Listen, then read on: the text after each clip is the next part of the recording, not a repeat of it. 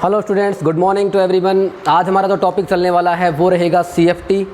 तो सबसे पहले अपन आज क्या पढ़ेंगे, CFT क्या होता है उसके बारे में अपन चर्चा करने वाले हैं। तो CFT क्या होता है, आपने पता होगा कि अपने इससे लास्ट क्लास में हमने CFT से पहले VBT के बारे में चर्चा की थी, है ना। तो CFT क्या होता है, CFT को अपन क्या बोलते हैं, क्रिस्टल फील्ड क्षेत्र या क्रिस्टल क्षेत्र सिद्धांत, क्रिस्टल क्षेत्र सिद्धांत, क्रिस्टल फील्ड थ्योरी।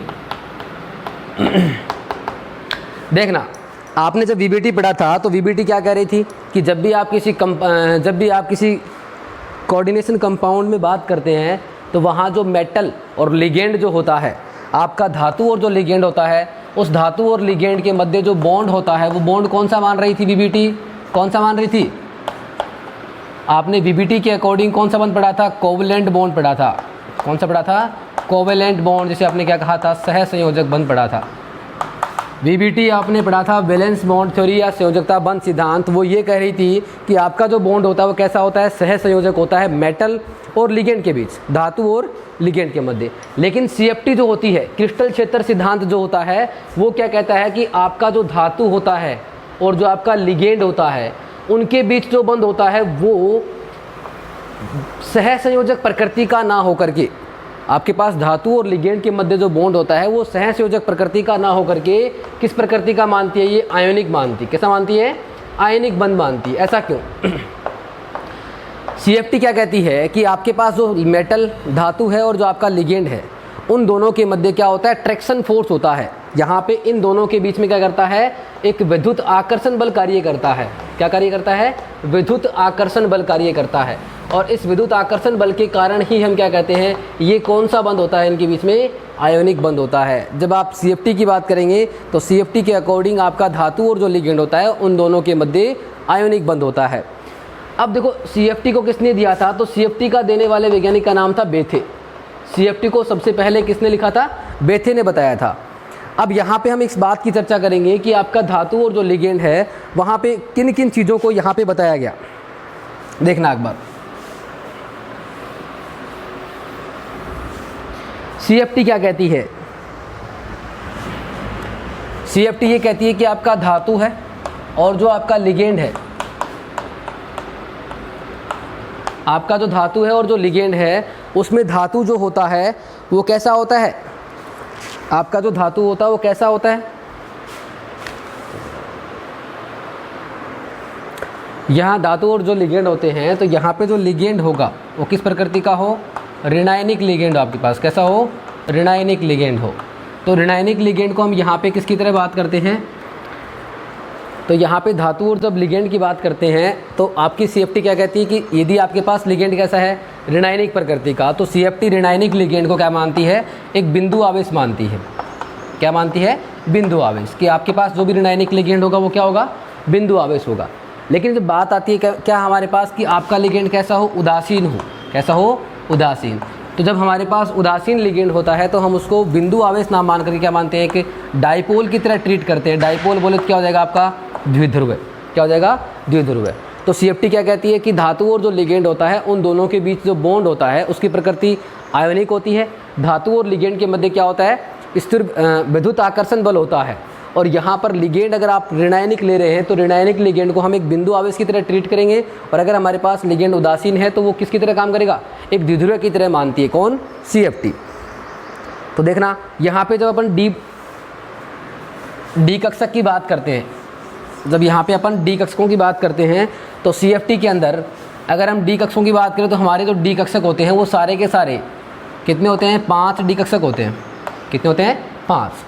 उनमें से एक कौन सा होता है, DX2Y2, एक होता है आपका DZ2, एक होता है DXY, DXZ और DYZ। इन 5 डी कक्षकों में हम क्या कह रहे हैं कि जब ये 5 डी कक्षक किसके हैं, ये धातु परमाणु के हैं। तो इन 5 धातु परमाणु के डी कक्षकों के पास कौन आएगा, हमारे पास कोई भी लिगेंड आएगा। कौन आएगा, लिगेंड। तो जब कोई लिगेंड इन 5 डी कक्षकों के पास आएगा तो हम क्या कहेंगे कि यहाँ जो धातु परमाणु का जो डी कक्षक है और यहाँ जो लिगेंड के डी कक्षक होंगे या जो लिगेंड के पास जो कक्षक होंगे उनके मध्य क्या होगा, यहाँ पे प्रतिकर्षण होगा। क्या होगा, प्रतिकर्षण। एक छोटी सी बात समझना आप, हम क्या कहते हैं कि हमारे पास पांचों डी कक्षक क्या होते हैं, समान ऊर्जा स्तर में होते हैं। किसी भी धातु परमाणु के पांचों डी कक्षक क्या होते हैं, समान ऊर्जा स्तर में। और जब समान ऊर्जा स्तर की बात करें तो हम क्या कहेंगे, इन सभी डी कक्षकों की या इन सभी पांचों डी कक्षकों की ऊर्जा क्या होती है, समान होती है। तो ये कक्षक क्या कहलाते हैं, हमारे पास समभ्रंश कक्षक कहलाते हैं। क्या कहलाते हैं, समभ्रंश कक्षक। ठीक है, अभी हमने क्या देखा कि यहाँ पांचों डी कक्षकों की ऊर्जा क्या है, समान है। लेकिन जब अपन बात करते हैं कि बॉन्डिंग होती है, जब आपका लिगेंड होगा वो मेटल से बॉन्ड बनाने के आएगा तो क्या होगा, तो हम यहाँ पे सबसे पहले बात कर लेते हैं अष्टफलकीय संकुलों में। अष्टफलकीय जो संकुल होते हैं ना, तो अष्टफलकीय संकुलों के लिए CFT।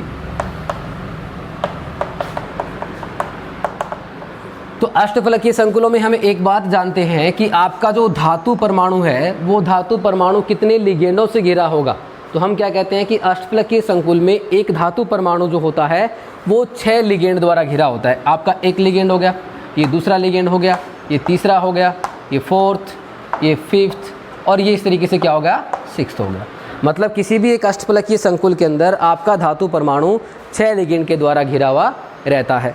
तो यहाँ पे एक बात बताओ मुझे कि अष्टफलकीय संकुलों में अगर अपन बात करेंगे तो यहाँ पे लिगेंड आ रहा है और यहाँ पे कौन है, धातु है। यहाँ पे तो लिगेंड और यहाँ कौन है, धातु है। तो जब लिगेंड धातु की तरफ आएगा तो यहाँ पर 2 प्रकार के बल कार्य करते हैं। सुनना ध्यान से, यहाँ पर 2 प्रकार के बल कार्य करते हैं। एक तो आपका धातु जो परमाणु है, उस धातु परमाणु का नाभिक, क्या बोल देंगे अपन यहाँ पे, धातु परमाणु का नाभिक जो है, धातु परमाणु का नाभिक। और दूसरा कौन होगा यहाँ पे, लिगेंड हो गया। तो धातु परमाणु का नाभिक और लिगेंड जो होता है उन दोनों के मध्य क्या होता है, आकर्षण होता है। लिगेंड के मध्य क्या होता है हमारे पास यहाँ पे, अट्रैक्शन या आकर्षण होता है। ठीक है, तो पहला आपने क्या कहा कि जब धातु के पास लिगेंड आएगा तो धातु को हम यहाँ पे एक धनायन की तरह ट्रीट करते हैं, पॉजिटिव आयन।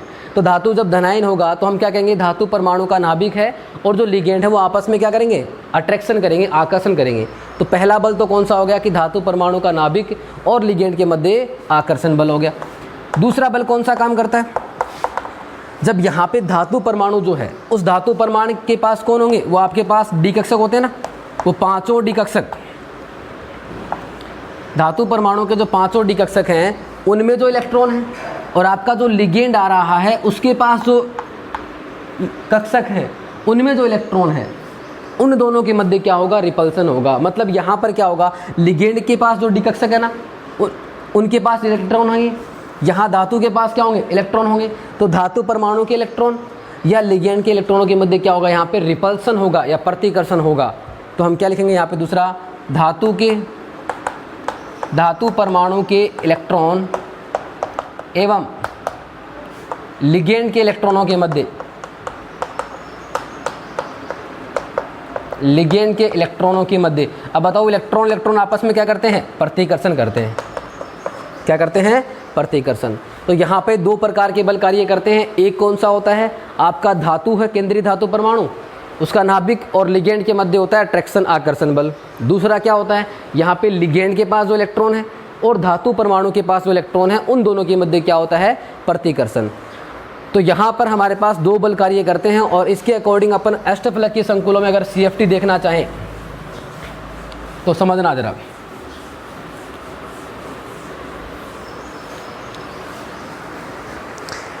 देखना, आपने कहा कि पांचों डी कक्षक हैं, वो पांचों डी कक्षक क्या होते हैं हमारे पास, समान ऊर्जा स्तर में होते हैं। ये हमारे पास पांचों डी कक्षक हो गए, 1 2 3 4 और 5। ये डी कक्षक है। ये डी कक्षक कब की बात कर रहे हैं अपन, जब आपका धातु परमाणु हो वो क्या होता है, मुक्त अवस्था में होता है, मतलब किसी भी लिगेंड से घिरा हुआ नहीं रहता है। तो ये कब की बात हो रही है, जबकि आपका मुक्त आयन या मुक्त अवस्था में।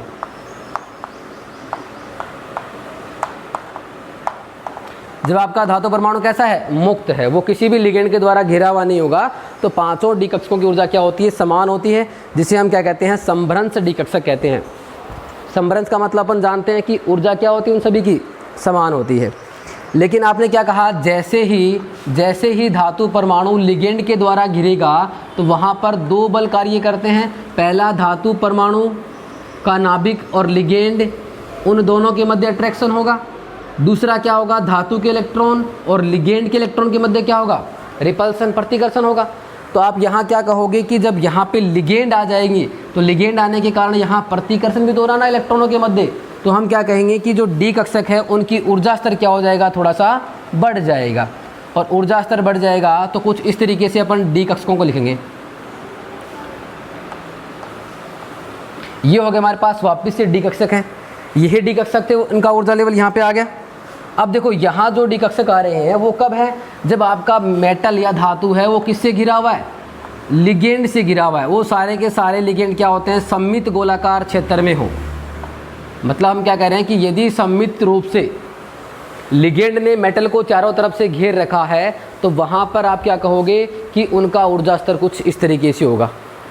तो ये जो आपका डी ब्लॉक है वो यहाँ पे आपके पास डी कक्षक है, वो किस में है, सममित गोलाकार क्षेत्र में, सममित गोलाकार क्षेत्र। और सममित गोलाकार क्षेत्र का मतलब क्या हो गया कि लिगेंड ने धातु को घेर रखा है सममित रूप से।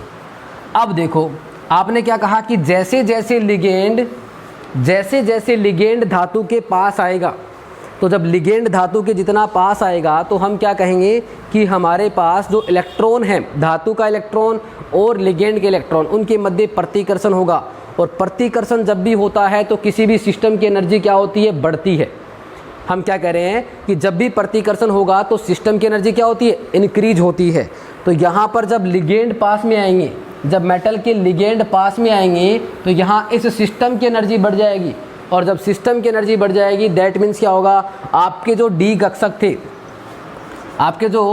कक्षक थे उनकी ऊर्जाओं में क्या होता है, विपाटन हो जाता है। मतलब डी कक्षक का जो समभ्रंशता है, आपने क्या कहा, डी कक्षकों की ऊर्जा समान होती है, तो डी कक्षकों की जो समभ्रंशता है ना वो क्या हो जाती है, नष्ट हो जाएगी।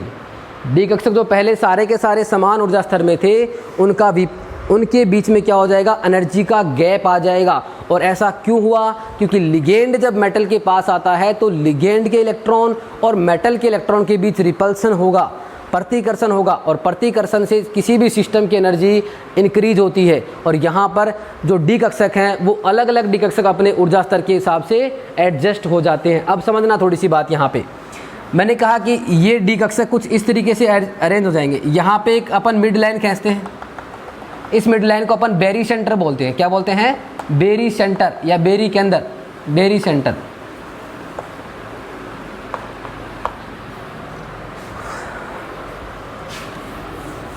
अब देखना, मैं अगर आपको ये कहूं कि ये डी कक्षक कौन कौन से हैं तो आप क्या कह दोगे कि ये आपका डी कक्षक हो सकता है डी एक्स वाई, ये हो सकता है D Y Z, D x Z, ये आपका मान लेते हैं D x square Y square, और ये वाला आपका हो गया डी जेड स्क्वायर।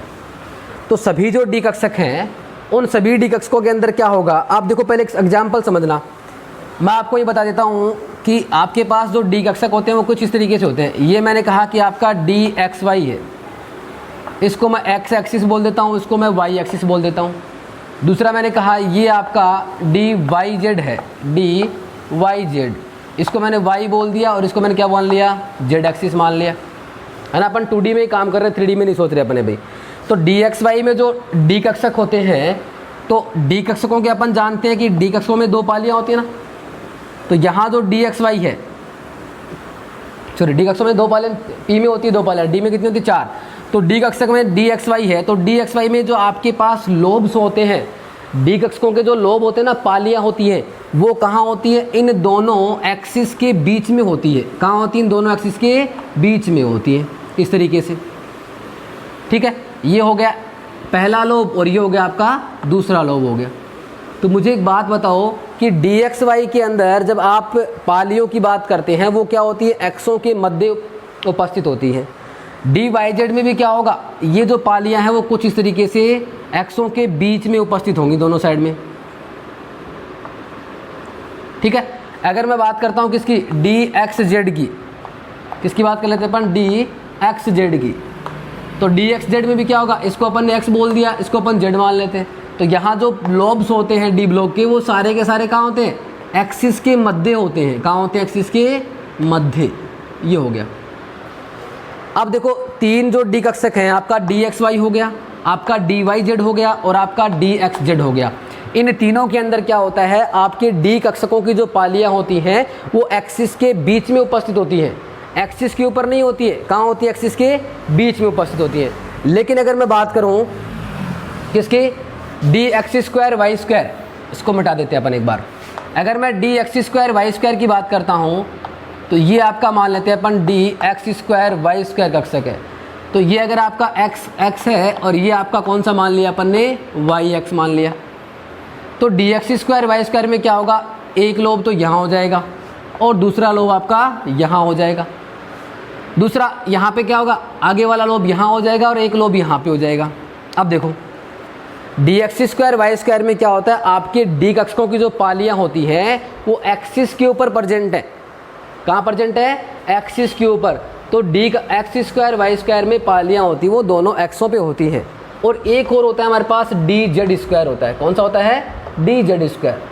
तो डी जेड स्क्वायर में मैं ये कह देता हूँ कि ये आपके पास जेड एक्सिस है। कौन सी एक्सिस है, जेड एक्सिस। तो यहाँ पे आपका एक लोब तो कुछ इस तरीके से होगा और दूसरा लोब होता है वो कुछ इस तरीके से उसके ऊपर ओवरलैप्ड होता है। और ये हम क्या कहते हैं, आपका कौन सा है, डी जेड स्क्वायर है। तो आपको यहाँ से क्या बात समझनी है कि डी कक्षक होते हैं, उसमें 5 डी कक्षकों के अंदर 3 डी कक्षक आपका डी एक्स वाई, आपका डी एक्स जेड और आपका डी वाई जेड। इन तीनों डी कक्षकों के अंदर डी कक्षकों की पालियाँ एक्सों के मध्य होती है, जबकि D x square Y square और डी जेड स्क्वायर में पालियाँ कहाँ होती हैं, एक्स के ऊपर होती हैं। यहाँ से एक इंपॉर्टेंट पॉइंट बनेगा, पता ना आपको, देखना यहाँ इसको समझ में आ गया ना। अगर आपको ये समझ में आ गया तो सीएफटी में डी कक्षकों का विपाटन कैसे होता है, किसका एनर्जी लेवल ज़्यादा होगा किसका कम होगा, अपने को समझने में ज़्यादा दिक्कतें नहीं आने वाली। एक बार वापस रिपीट कर देता हूँ। एक्स के ऊपर कौन से लोब होते हैं, एक्स के ऊपर हमारे पास 2 डी कक्षक होते हैं, D x square Y square होता है और एक आपका कौन सा होता है, D Z square. D x square Y square और डी जेड स्क्वायर में पालियाँ जो होती हैं वो एक्सिस के ऊपर प्रेजेंट होती हैं। अगर अपन एक्सों के मध्य बात करें तो एक्सों के मध्य जो बाकी बचे ना, कौन सा, डी एक्स वाई, आपका डी वाई जेड और आपका डी एक्स जेड। इन तीनों में पालियाँ कहाँ होती हैं, एक्सों के मध्य होती है।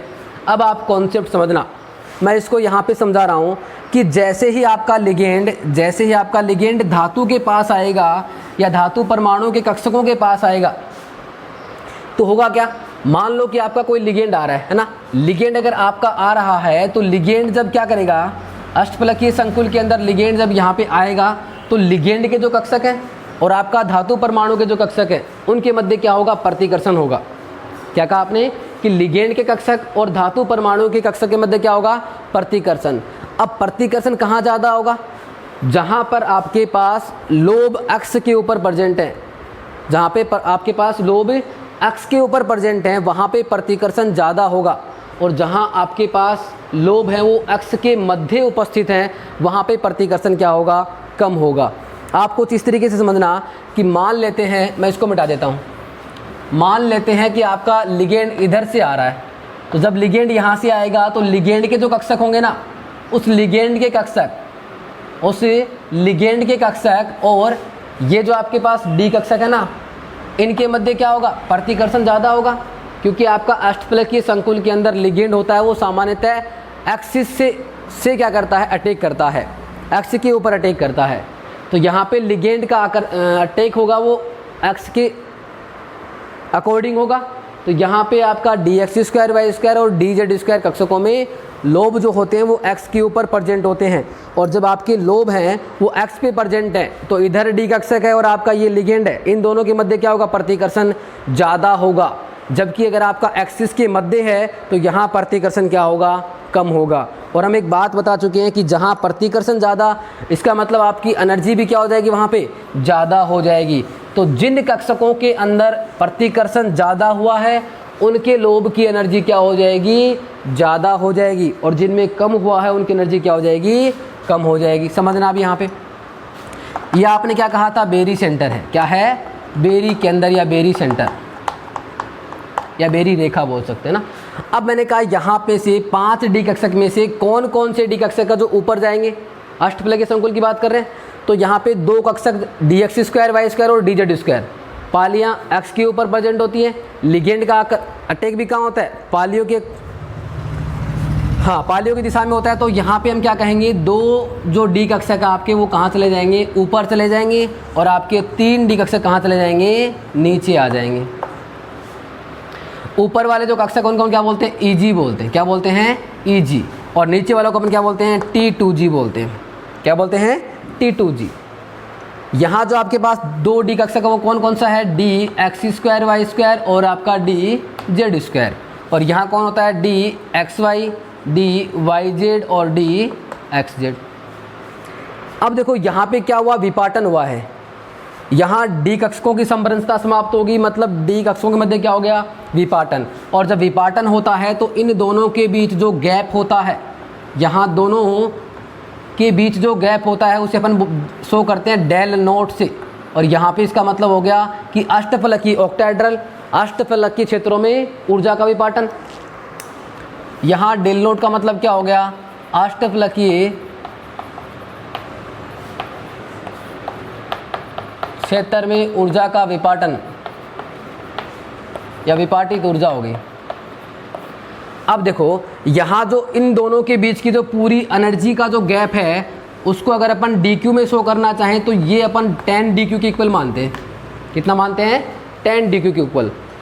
अब देखो बैरी सेंटर जो है ना, ये बैरी सेंटर हुआ जहाँ पे क्या होते हैं, सारे के सारे डी कक्षकों की ऊर्जा समान होती है, लेकिन आपके पास प्रतिकर्षण बल के कारण यहाँ पे डी कक्षक में से dx² y² और dz² तो ऊपर चला गया, और ये क्या आ गया, नीचे। मतलब इसकी एनर्जी होती है वो क्या होती है, इससे ज़्यादा होती है। अब देखो ये जो डी कक्षक है वो यहाँ बेरी सेंटर से कितना ऊपर गए, किस ऊर्जा से ऊपर गए हैं, तो इसको अपन dq में शो करेंगे तो क्या लिख देंगे, 6 dq लिख देंगे। क्या लिख देंगे, 6 dq। मतलब यहाँ पे आपके पास जो डी कक्षक है वो ऊपर गए हैं, वो किससे गए हैं, 6 dq एनर्जी से ऊपर गए। या अगर अपन शो करना चाहें तो 0.6 डेल नोट बोल देंगे। देखो आप 0.6 डेल नोट बोल सकते हो, या फिर क्या बोल सकते हो आप, 0.6 dq बोल सकते हो। ठीक है, यहाँ जो आपके पास एनर्जी लेवल से नीचे आए हैं डी कक्षक वो किससे आए हैं, 0.4 डेल नोट से बोल सकते हो, या क्या बोल सकते हैं अपन, 4 dq से बोल सकते हो। ठीक है, तो ये क्या होता है, अष्टफलकीय क्षेत्र में क्रिस्टल क्षेत्र विपाटन। यहाँ पर हम ऐसे बोल सकते हैं कि अष्टफलकीय क्षेत्र में डी कक्षकों का विपाटन होता है। और डी कक्षकों के विपाटन में हम क्या कहते हैं कि कुछ डी कक्षक जैसे dx² y² और dz² जो कक्षक होते हैं वो विपाटित हो जाते हैं। कब, जब लिगेंड धातु परमाणु के पास आता है तो प्रतिकर्षण बल के कारण यहाँ पर लिगेंडों का आक्रमण कहाँ होता है, एक्सिस के अलोंग होता है। मतलब यहाँ लिगेंड कहाँ पे अटैक करते हैं, एक्सिस के अलोंग अटैक करते हैं। तो जो कक्षक क्या होगा, एक्सिस पे होगा, उसकी एनर्जी ज़्यादा हो जाएगी, और जो एक्सिस के ऊपर ना होकर एक्सिस के कहीं आसपास या एक्सिस के मध्य होता है उनकी एनर्जी लेवल क्या हो जाएगी, कम हो जाएगी। यहाँ से एक बात और समझना कि अष्टफलकीय क्षेत्र में हम एक और वैल्यू काउंट कर सकते हैं, वो होती है आपकी CFSE होती है। क्या होती है, CFSE। अब CFSE क्या होती है, ये बात समझ में आ गई ना आपको। अगर एक बात और बताओ आप यहाँ पे,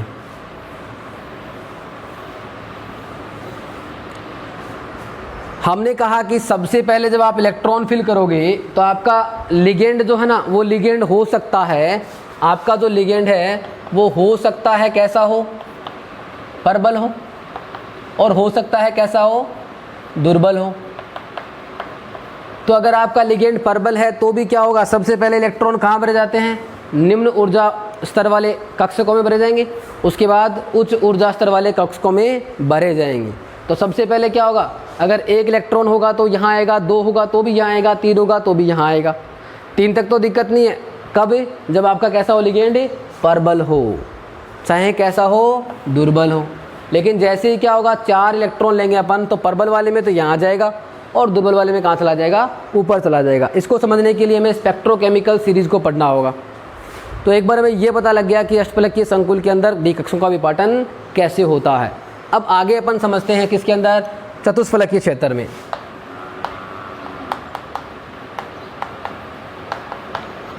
तो चतुष्फलकीय क्षेत्र में डी कक्षकों का विपाटन।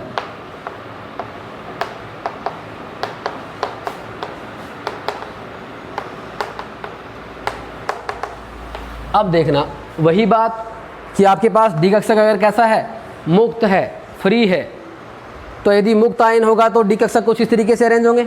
लेकिन जैसे क्या होगा, वहाँ पे लिगेंडों ने घेर लिया उसको, तो यहाँ चतुष्फलकीय क्षेत्र में क्या होता है, कोऑर्डिनेशन नंबर का मान कितना होता है, 4। और कोऑर्डिनेशन नंबर 4 होने का मतलब ये है कि आपका जो मेटल है वो 4 लिगेंड के द्वारा घिरा हुआ है।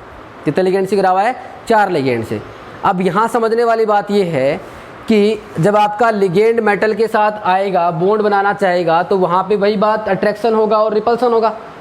तो यदि प्रतिकर्षण हुआ तो हम क्या कहेंगे, प्रतिकर्षण होने पर जो अरेंजमेंट होता है ना डी कक्षकों का, वो विपाटित होता है। तो कुछ इस तरीके से होता है कि ये आपका बेरिक सेंटर हो गया। और यहाँ पर एक बात याद रखना, लिगेंड जो होते हैं, तो लिगेंडों का आक्रमण जो होता है वो अक्षों के मध्य होता है। अब अक्षों के मध्य जब होगा तो आप क्या कहोगे कि जो डी कक्षक अक्षों के मध्य, या जिन डी कक्षकों की पालियां अक्षों के मध्य हैं वहाँ पर प्रतिकर्षण ज़्यादा होगा, और जिन डी कक्षकों की पालियां कहाँ पे हैं, एक्स के ऊपर, वहाँ प्रतिकर्षण क्या होगा, कम होगा। तो जहाँ प्रतिकर्षण ज़्यादा होगा आप क्या कहोगे, D x Y, D x Z और डी वाई जेड। इन तीनों में क्या होता है, पालियां कहाँ होती हैं, अक्षों के मध्य। और पालियां जब अक्षों के मध्य होंगी तो यहाँ प्रतिकर्षण क्या होगा, यहाँ पे ज़्यादा होगा। और प्रतिकर्षण ज़्यादा होगा तो इसकी एनर्जी क्या हो जाएगी, ऑटोमेटिकली क्या हो जाएगी, ज़्यादा हो जाएगी। इसको एक बार मिटा देते हैं ना। अगर मैं कहूँगा कि D x square Y square और डी जेड स्क्वायर, ये जो दोनों डी कक्षक हैं वो इन दोनों की पालियां कहाँ होती हैं, अक्षों पर होती हैं। कहाँ होती हैं, अक्षों पर। और अक्षों पर प्रतिकर्षण क्या होगा आपका, कम होगा। क्या होगा, कम। और प्रतिकर्षण अगर कम हुआ तो ऊर्जा क्या हो जाएगी, ऑटोमेटिकली कम हो जाएगी। मतलब जब हम सीधी सी बात कर रहे हैं कि चतुष्फलकीय क्षेत्र में जब डी कक्षों के विपाटन की बात करेंगे तो लिगेंड का आक्रमण कहाँ होता है, अक्षों के मध्य होता है। अक्षों के मध्य 3 कक्षक होते हैं आपके पास, d x Y, d Y z और डी एक्स जेड। इनकी एनर्जी क्या हो जाएगी, बढ़ जाएगी। और आपका जो d x square Y square और डी जेड स्क्वायर कक्षक है उनकी ऊर्जा क्या हो जाएगी, यहाँ पे कम हो जाएगी। ठीक है, तो यहाँ पे विपाटन कुछ इस तरीके से होगा। देखो ये आपके पास डी कक्षक थे 5,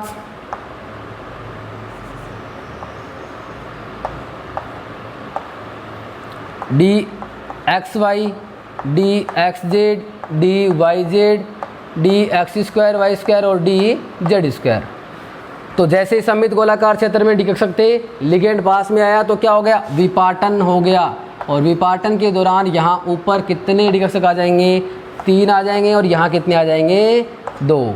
इन 3 को अपन क्या नाम दे रहे थे, T2G। इसको क्या बोल देंगे अपन, EG। और यहाँ इसके बीच की जो एनर्जी गैप होती है उसको अपन 10dq से शो कर सकते हैं।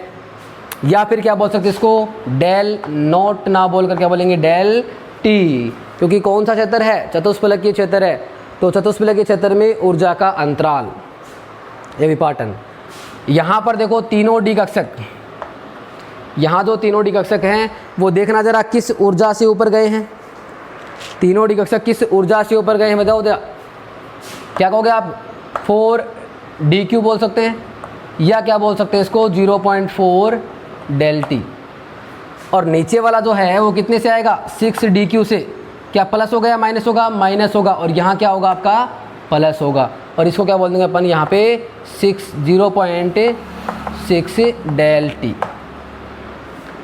तो यहाँ देखो एनर्जी ऊपर जा रही है तो यहाँ ऊपर वाले प्लस आ जाएंगे, नीचे वाले क्या आ जाएंगे, माइनस आ जाएंगे। अब देखो अगर अपन वहाँ पे अष्टफलकीय संकुलों की बात करते हैं तो अष्टफलकीय में क्या था, आपके जो 5 डी कक्षक थे वो कुछ इस तरीके से अरेंज हो रहे थे। 2 ऊपर चले जा रहे थे और 3 कहाँ आ रहे थे, नीचे आ रहे थे। इनको आपने T2G बोला था, इनको आपने EG बोला था। यहाँ आपका बेरी सेंटर था।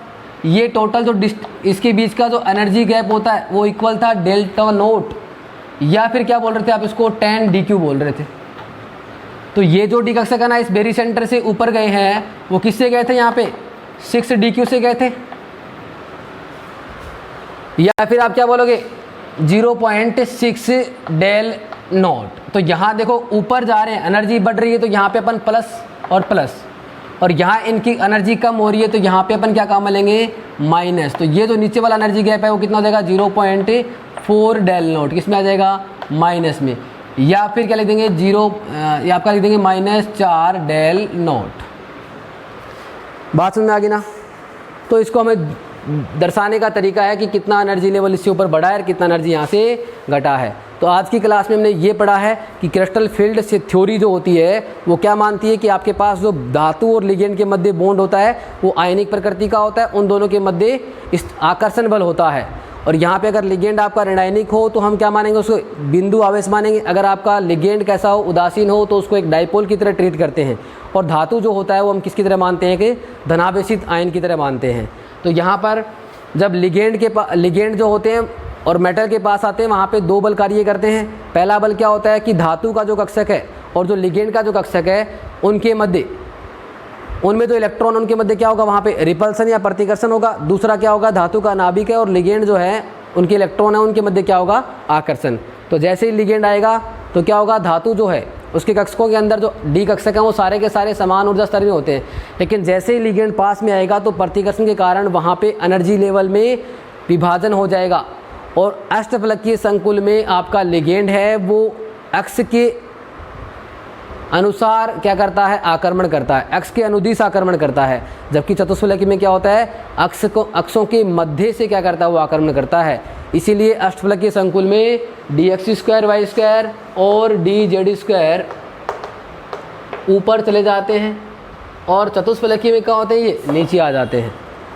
इसे नेक्स्ट वाले लेक्चर में हम पढ़ेंगे। सबसे इंपॉर्टेंट पॉइंट वो क्या आपका स्पेक्ट्रोकेमिकल सीरीज और CFSE जो CFT से रिलेटेड है। धन्यवाद।